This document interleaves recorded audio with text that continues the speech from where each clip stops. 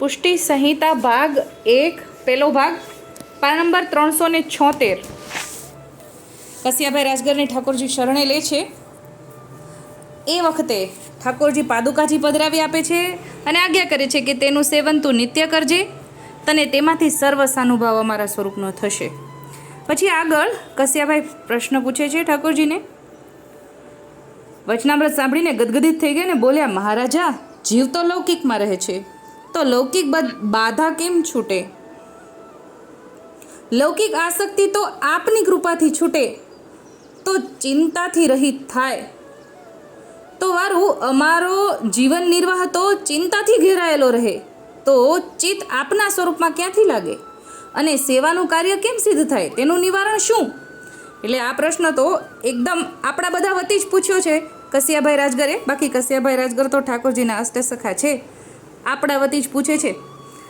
એટલે ઠાકોરજી જવાબ આપે છે, આ લૌકિક આસક્તિ કેવી રીતે છૂટે એવું પૂછે છે। એટલે કે જ્યારે આપણે ઠાકોરજીની સન્મુખ હોય તો આપણે ઠાકોરજીના વિચાર નથી આવતા ને આપણને લૌકિક વિચારો આવ્યા કરે, તો ઠાકોરજીની સન્મુખ હોવાનું મતલબ શું? ઠાકોરજીની સન્મુખ હોઈએ તો ત્યારે તો અલૌકિક આવવું જોઈએ ને, સેવા કાર્ય કેમ સિદ્ધ થાય એવું કહે છે। હવે ઠાકોરજી જવાબ આપે છે, કસ્યા, પુષ્ટિ માર્ગમાં જીવ જ્ઞાનથી અથવા અજ્ઞાનથી એકવાર ભગવત સન્મુખ થઈને આત્મનિવેદન કરે છે તેને ચિંતા કદાપી કરવાની રહેતી નથી। એટલે કે જ્ઞાનથી કે અજ્ઞાનથી એકવાર ઠાકોરજીની સન્મુખ આપણે આત્મનિવેદન કરી લીધું પછી કોઈ જાતની ચિંતા કરવાની નથી।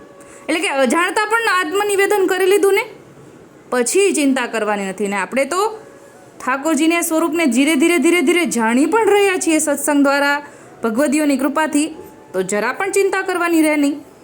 હવે આગળ ઠાકોરજી આજ્ઞા કરે છે કે તો જેણે પોતાના તન મન પ્રાણ ભગવત ચરણમાં અર્પણ કર્યા અને સોંપ્યા છે તે જીવને તો ચિંતા કરવાની શું હોય? પૂર્ણ પુરુષોત્તમને કરેલ નિવેદનમાં યોગ્ય અયોગ્ય બાબતની ચિંતા ન કરવી, તેમજ અન્ય વિનિયોગમાં પણ ચિંતા ન કરવી, કારણ કે પુષ્ટિ પુરુષોત્તમ સ્વયં સમર્થ છે, તે નિજ ઈચ્છાથી જે કરશે તે સેવકના હિતમાં જ કરતા હોય છે, તેવો ભાવ રાખીને સર્વ ચિંતા છોડી દેવી।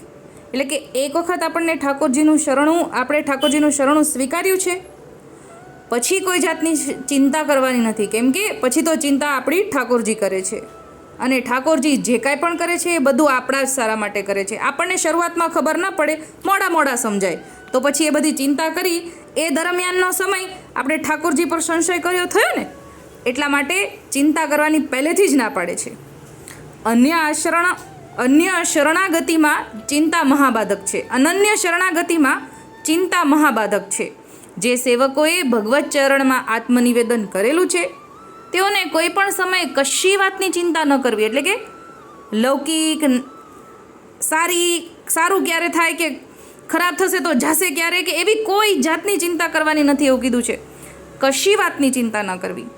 ભગવાન સ્વયં પુષ્ટિ સ્વરૂપ છે, તેથી ભગવત પરાયણ જનોની લૌકિક કે વૈદિક ગતિ કે દશા સર્વથા નહીં કરે। એટલે કે આગળ શું થશે, આપણી ગતિ કેવી રીતે થશે, ક્યાં થશે એ પણ ચિંતા કરવાની નથી, તો લૌકિકની તો ક્યાં વાત રહી। ઠાકોરજી આગળનું પણ ગેરંટી આપી દે છે આપણને ઠાકોરજી એટલો વિશ્વાસ અપાવે છે કે આગળની પણ દશાની ચિંતા કરવાની નથી, તેમ દ્રઢ માનીને રહેવું।